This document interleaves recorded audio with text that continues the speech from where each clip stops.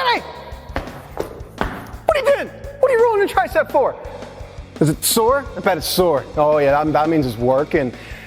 If you're always trying to roll your tricep to improve your front rack position, probably not going to help that much. So Jenny, can you do this on one side?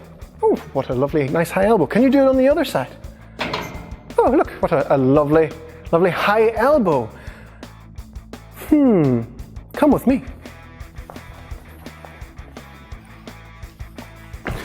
So, if you don't struggle doing one side at a time, it's probably not so much your triceps, it's probably coming more from upper back, okay? So that's what you want to look about opening. So if I'm here and I don't even move my arms at all, if I just open my upper back, look at that, everything starts to come up with me.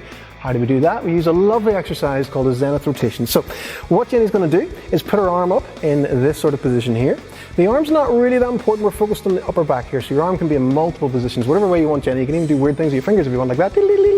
So from here, what we're going to do is open up as far as we can to one side, okay? From here, we take a deep breath in, fill the ribs up, and we stay there. And then as we breathe out, we time the breath with rotating around at the same time. And this will feel quite intense to you if you've never done this before. If your upper back's really, really tight, this will feel quite, it might even feel crampy. You might feel a big stretch in the ribs. Take another breath in there, breathe out, go a bit further. That's it. Now Jenny's upper back is quite flexible, so you'll probably find that you're a wee bit lower down than what Jenny actually is.